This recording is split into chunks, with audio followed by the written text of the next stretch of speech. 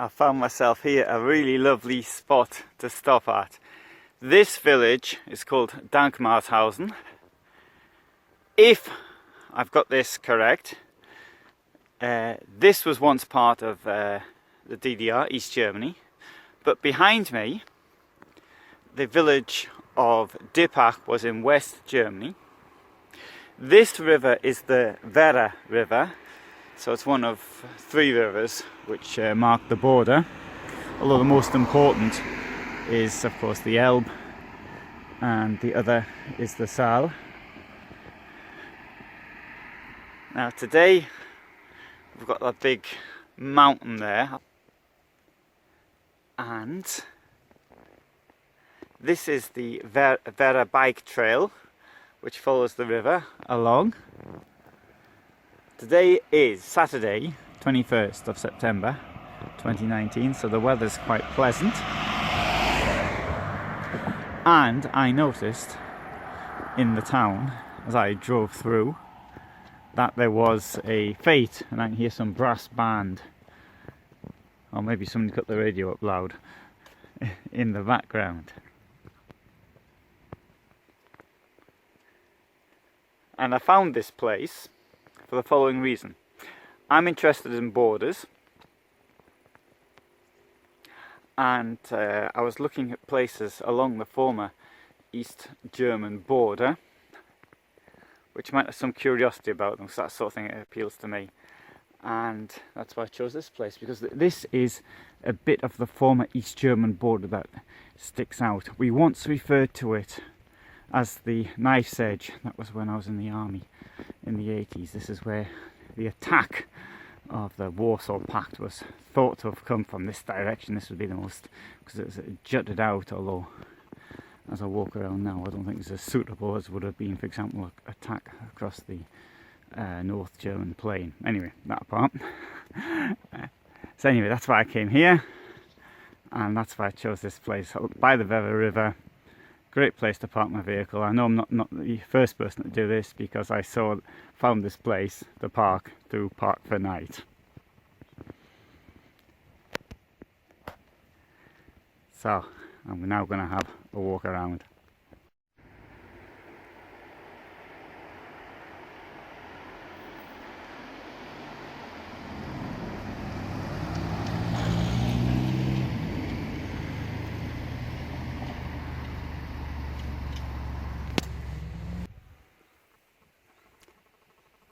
Trying to find where the border was is not as easy as it may seem, even though it's only been 30 years, and one may have thought that the archaeological and other remains would have been much easier to find. Now I can tell that where the tree line is, roughly in sort of this direction, if you follow those trees, that's where it was. So that I can calculate, I'm pretty certain of that. But what about archaeological remains? For example, the East German regime built roads behind the border so it could control it. It also used a lot of defoliants. Surely nature would have resisted these defoliants in such a way as that would make it almost impossible to grow again. Well, not quite.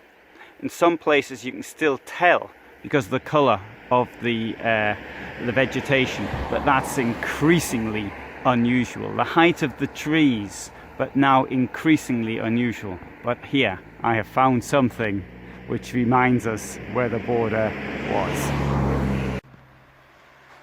Ironically enough, maybe the easiest way to tell where the border was because the roads in Germany are the responsibility of the provincial authority, and so where there's a change in the road surface, that gives the game away. I am now in Hesse, but in front of me is Thuringia. Hesse was West Germany, Thuringia was East Germany, and here in the road we can see it's different.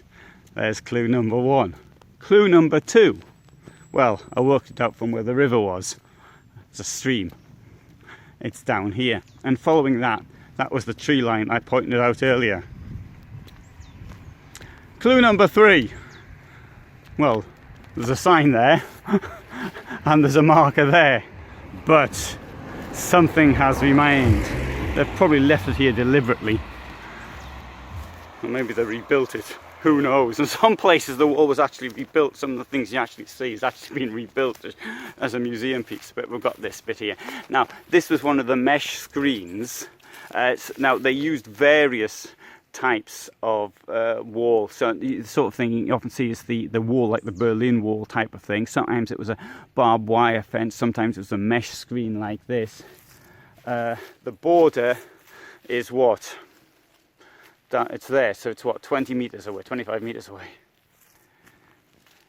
Sometimes it was bang on the border, other times it wasn't. You don't want to be too close to the border, because if you are, then you build a wall and it falls into the river or something, so that's not a particularly good idea.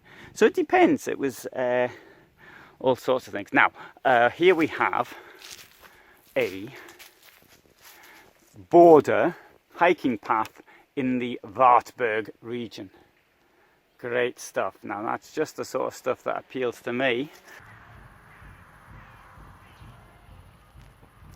Looking north, that's looking into West Germany. You might be able to make out where the motorway is. The motorway must be new because it goes in and out of what was West and East Germany, now the provinces of Thuringia and Hesse. Now to the east, now I'm in East Germany, but to the east is West Germany. That's due to the funny way the border worked. That's Wildeck, and beyond Wildeck, I think there was a border control point, at least there was for rail traffic down there, and but the road sort of goes into what was east, then back into west, and then finally into east. But the railway line, I think, just stayed in East Germany from there on down, if I remember correctly. You hear the music in the background, and you have noticed the flags out, so I presume they're having their annual fete. I saw people preparing things in the gardens. Maybe it's related to pumpkins, because I saw pumpkins displayed in the gardens.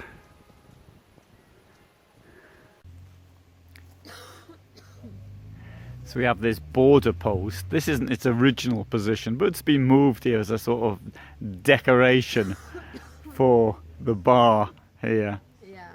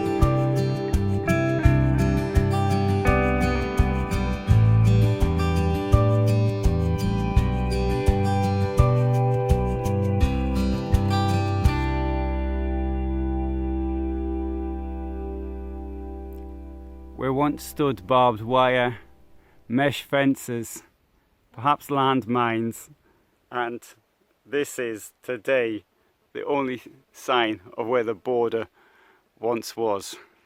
So here 30 years ago, the second most defended border in the world.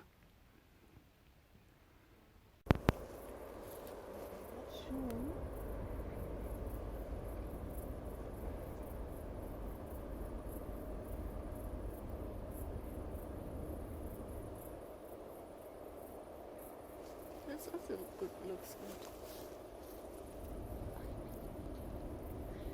Doesn't matter. And I think